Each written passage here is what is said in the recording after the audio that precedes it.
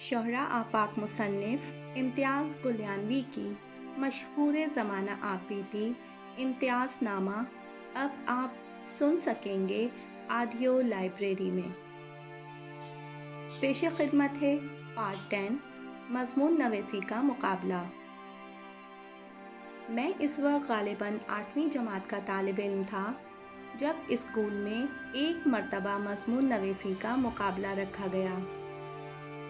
اس مقابلے میں دوسرے بہت سے اسکولوں کے طلباء نے بھی حصہ لیا۔ 30 کے قریب طلباء و طالبات تھیں جو اس مقابلے میں حصہ لے رہی تھیں۔ مضمون نویسی کا وہ مقابلہ اپنی نوعیت کا عجیب مقابلہ تھا۔ ہمیں مضمون لکھنے کے لیے 90 منٹ کا ٹائم دیا گیا تھا اور ٹاپک کے بارے میں پہلے سے کچھ بھی نہیں بتایا گیا تھا۔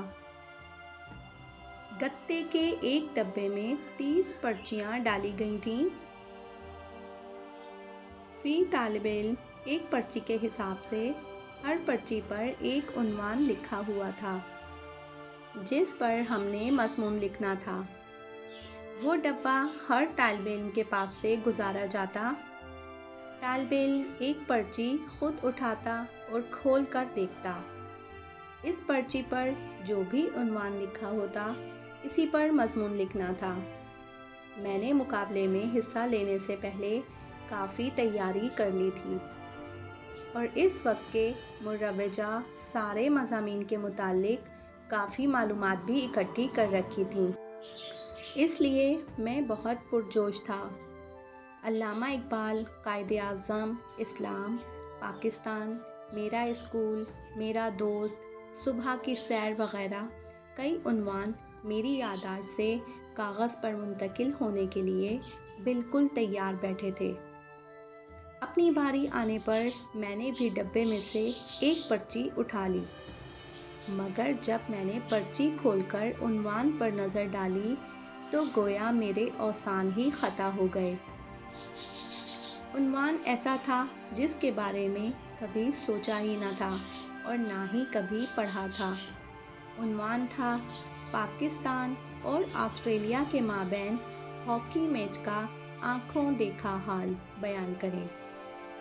مجھے تو کچھ بھی سمجھ نہیں آ رہا تھا کہ کیا لکھوں۔ میں کرکٹ کا شیدائی تھا۔ کاغذ قلم ہاتھ میں پکڑے گمسم بیٹھا تھا کہ اچانک 1982 کے ورلڈ کپ کا ایک میچ یاد آیا جو پاکستان اور جرمنی کے درمیان ہوا تھا۔ وہ میچ مجھے صرف اس وجہ سے دیکھنا پڑا کہ اس میچ کو دیکھنے میرے ٹیچر ماسٹر ممتاز صاحب ہمارے گھر آئے ہوئے تھے۔ ڈوبتے کو تنکے کا سہارا کے مصداق میں نے دماغ پر زور ڈال کر میچ کی جزویات یاد کرنا شروع کر دیں اور پھر اللہ کا نام لے کر اس میچ کی پوری روداد لکھ ڈالی۔ تبدیلی صرف اتنی کہ مخالف ٹیم کا نام تبدیل کر دیا۔ جو میچ حقیقت میں پاکستان اور جرمنی کے درمیان ہوا تھا اس کی روداد لکھ ڈالی اور بعنوان پاکستان اور آسٹریلیا کے درمیان ہاکی میچ۔ باقی میں نے اپنے کھلاڑیوں کا نام تو جو تھے وہی لکھے: اختر رسول کپتان، حسن سردار، منصور جونیئر، حنیف خان، سعید احمد خان وغیرہ، مگر آسٹریلیا کے تمام کھلاڑیوں کے وہی نام دیے جو کہ حقیقت میں جرمن کھلاڑیوں کے تھے۔ مجھے آج بھی یاد ہے پہلا گول جرمنی نے کیا تھا، اس کے باوجود پاکستان 4-1 سے جیت گیا تھا۔ میں نے مضمون لکھنے کے جو طریقے اور قواعد سیکھے تھے ان سب کو ایک طرف رکھ کر جیسا میچ ہوا تھا اور جو میری یادداشت میں محفوظ تھا بالکل ایسا ہی لکھ ڈالا۔ میں لکھنے میں اتنا مگن رہا کہ وقت گزرنے کا پتہ ہی نہ چلا۔ حال میں نگران اساتذہ میں سے ایک نے میرے کاندھے پر ہاتھ رکھا اور بولا، برخوردار، مضمون جلدی ختم کرو، صرف 5 منٹ کا ٹائم رہ گیا ہے۔ میں نے سر اٹھا کر دائیں بائیں دیکھا۔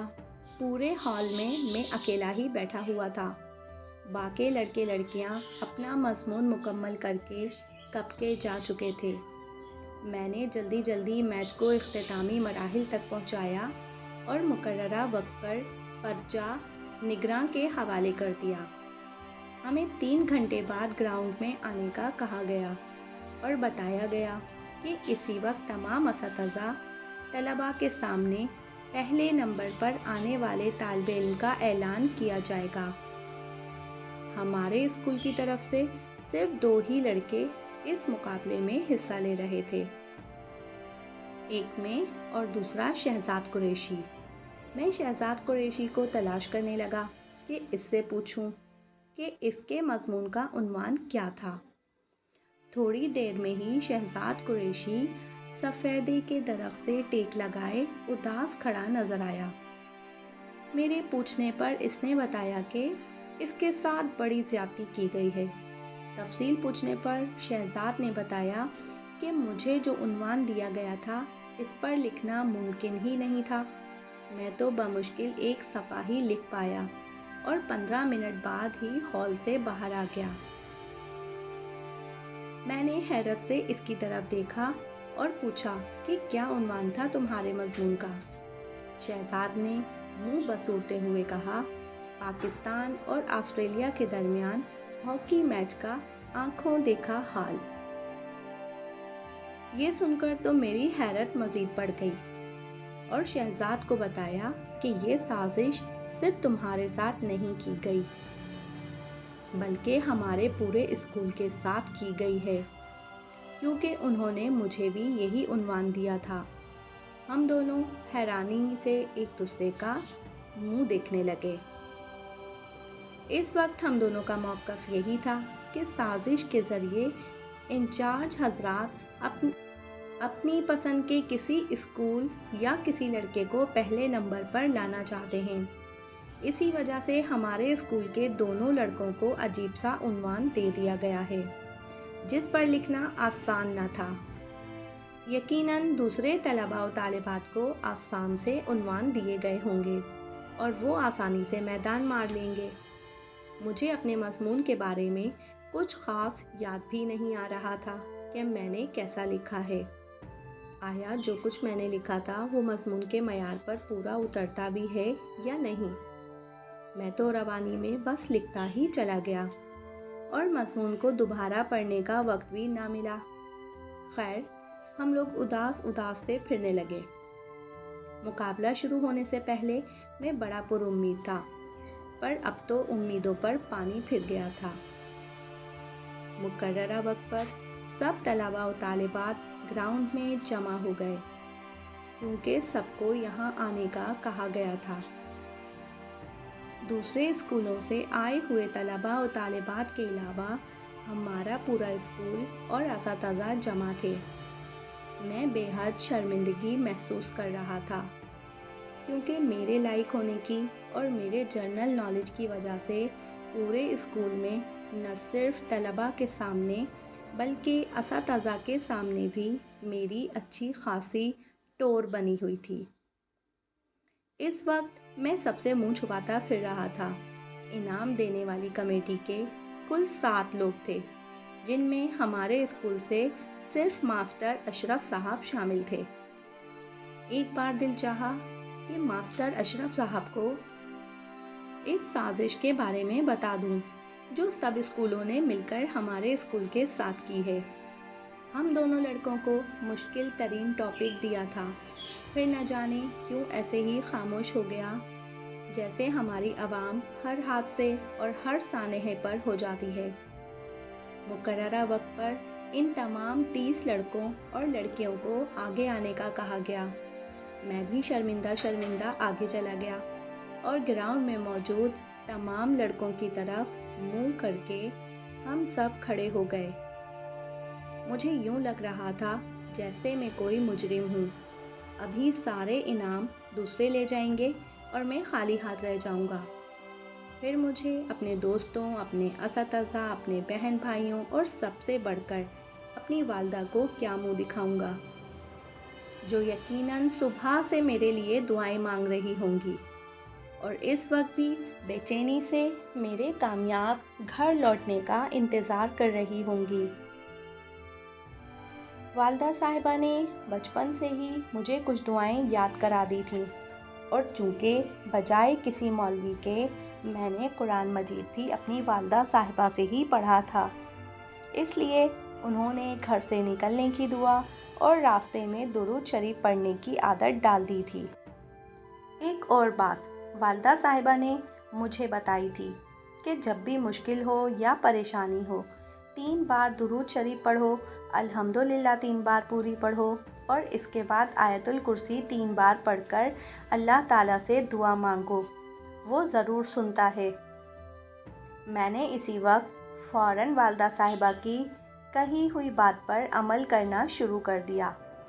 اول و آخر 3 بار درود شریف پڑھ کر 3 بار الحمدللہ شریف پڑھی، پھر 3 بار آیت الکرسی پڑھی، اور اس کے بعد دل سے دعا مانگی کہ یا اللہ آج ان لوگوں کے سامنے میری لاج رکھنا۔ نہ جانے کیا بات تھی کہ یہ دعا مانگنے کے بعد میرے بے قرار دل کو قرار سا آ گیا اور میں پرسکون ہو گیا۔ تھوڑی دیر کے بعد کمیٹی کے انچارج جناب مسلم اسکول گوجر خان کے ٹیچر تھے، مگر میں ان کا نام بھول گیا ہوں، کھڑے ہو کر بتانے لگے کہ اس مرتبہ ہم نے مضمون نویسی کے طریقہ کار کو تھوڑا دلچسپ بنایا ہے۔ میں نے دل میں سوچا کہ دلچسپ بنایا تھا یا ہمارے خلاف سازش تھی، اور باقاعدہ اعلان کر کے بتانے کے بجائے ہم نے ایک ہی عنوان 30 پرچیوں پر لکھ کر طلباء و طالبات کو دیا تھا۔ یہ صرف اس لیے کیا گیا تھا کہ ایک تو طلباء کسی دوسرے طالب علم کی نقل نہ کر سکیں، کیونکہ سب یہی سمجھ رہے ہوں گے کہ میرے مضمون کا عنوان دوسرے سے مختلف ہے، اور دوسرے وہ صرف اپنے ذہن کا استعمال کریں گے۔ یہ بات تو آپ سب سمجھ ہی سکتے ہیں کہ اگر سب کے عنوان مختلف ہوں، پھر بھی یہ جانچنا تو بڑا ہی مشکل ہو جاتا کہ کس طالب علم نے اپنے مضمون کے ساتھ پورا انصاف کیا ہے۔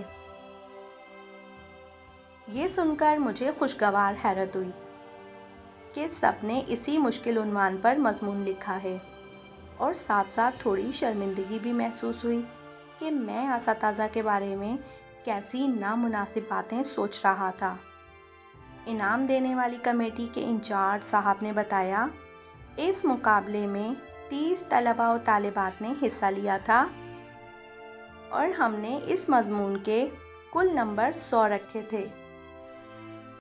انعام اور ٹرافی دینے کی باری کا طریقہ وہی تھا جو کہ ہمیشہ سے رائج ہے، جس کے نمبر سب سے زیادہ ہوتے اسے ہی ٹرافی دی جاتی، مگر مجھے افسوس سے کہنا پڑ رہا ہے کہ 22 اسکولوں سے چنے گئے 30 طلباء و طالبات کے لکھنے کی صلاحیت نے مجھے سخت مایوس کیا ہے۔ آدھے سے زیادہ تو 20 نمبر تک بھی حاصل نہیں کر سکے۔ اگر ہم اسے امتحانی پرچہ سمجھ لیں تو پاس ہونے والے یعنی 33 نمبر حاصل کرنے والے طلباء کی تعداد بھی صرف 5 ہے۔ یہ سب اسکولوں اور اساتذہ کے لیے فکر کا مقام ہے کہ پورے علاقے کے اسکولوں میں طلباء کی قابلیت کا یہ حال ہے۔ مجھے یہ کہتے ہوئے شرمندگی محسوس ہو رہی ہے کہ اس میں میرا اسکول بھی شامل ہے، مگر ایک لڑکا ایسا ہے جسے ہم امید کی کرن کہہ سکتے ہیں۔ اس لڑکے کا لکھا ہوا مضمون ہم سب نے بار بار پڑھا ہے۔ ہم سب کو ایسے لگ رہا تھا جیسے ہم کوئی مضمون نہیں پڑھ رہے بلکہ کسی ہاکی کے گراؤنڈ میں بیٹھ کر میچ دیکھ رہے ہیں۔ اصل میں یہ لڑکا 100 میں سے پورے 100 نمبر کا حقدار تھا، مگر کچھ مضمون نویسی کے قوانین اور ہاکی کے قوانین سے ناواقفیت کی وجہ سے اس سے چند غلطیاں ضرور ہوئی ہیں، مگر اس کا لکھا ہوا مضمون ایک شاہکار مضمون ہے۔ میں دعوے سے کہہ سکتا ہوں کہ اس ٹاپک پر اس سے اچھا مضمون لکھا ہی نہیں جا سکتا تھا۔ ہماری کمیٹی نے اس لڑکے کو 100 میں سے 92 نمبر دیے ہیں۔ مجھے یقین ہے یہ لڑکا ضرور اپنے علاقے اور اپنے ملک کا نام روشن کرے گا۔ پورا حال پرجوش تھا کہ وہ کون خوش نصیب ہے۔ ہر کوئی اس لڑکے کا نام جاننے کے لیے بے چین اور بے تاب تھا۔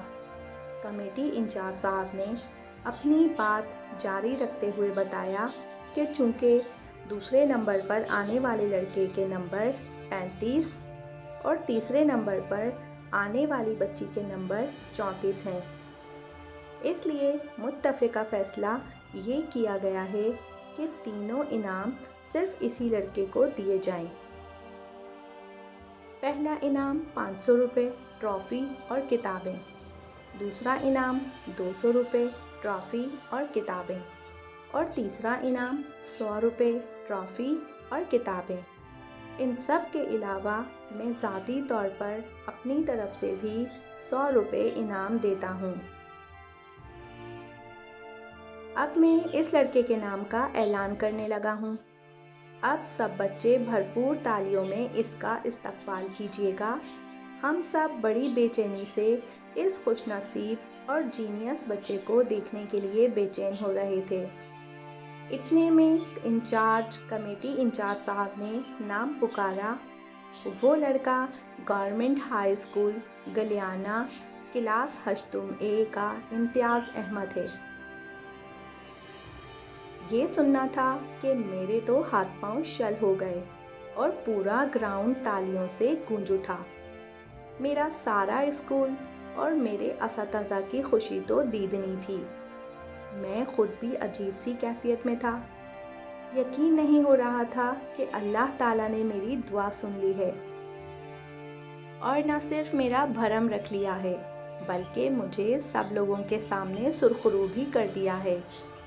میں نے کیا لکھا تھا یہ مجھے خود بھی نہیں پتا، بس روانی میں لکھتا گیا۔ اگر کوئی مجھے کہتا کہ تمہیں صرف 9 نمبر ملے ہیں تو شاید میں یہ بھی مان لیتا۔ نہ جانے کیوں میری آنکھیں بھر آئیں اور جب میں اسٹیج پر ٹرافیاں اور انعامات لینے گیا تو اس وقت بھی میرا سر شکر سے جھکا ہوا تھا۔ بعد میں ہمارے اسکول کے اساتذہ نے باہم مشورہ کر کے دوسرے اور تیسرے نمبر پر آنے والے انعامات مجھ سے لے کر دوسرے اور تیسرے نمبر پر آنے والے بچوں کو دے دیے، کیونکہ ہمارا اسکول میزبانی کے فرائض بھی تو انجام دے رہا تھا۔ ہاں، انعام میں ملنے والی رقم اساتذہ نے میرے پاس رہنے دی اور ان بچوں کو اپنے پاس سے ادا کی۔ میں خوشی خوشی گھر گیا اور گھر میں سب کو یہ روداد سنائی۔ میری کامیابی کی داستان سن کر امی، باجی، امجد، صوبی سب خوش ہوئے۔ رات کو ابا جی گھر آئے تو میں نے ابا جان کو خوشخبری سنائی۔ وہ بھی مجھے مبارکباد دینے کے بعد مجھ سے مقابلے کی روداد سننے لگے۔ جب انہیں پتہ چلا کہ مجھ سے ٹرافیاں لے کر اساتذہ نے دوسرے بچوں کو دے دی ہیں تو انہیں غصہ آیا اور مجھ سے کہا، کل میں تمہارے اسکول آ کر تمہارے اساتذہ سے بات کرتا ہوں۔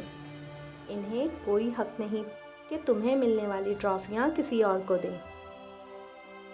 سب گھر والوں نے بڑی مشکل سے ان کا غصہ ٹھنڈا کیا اور انہیں بتایا کہ اصل ویلیو تو پہلے انعام کی ہوتی ہے اور پہلے انعام کی ٹرافی تو میرے پاس ہی ہے نا۔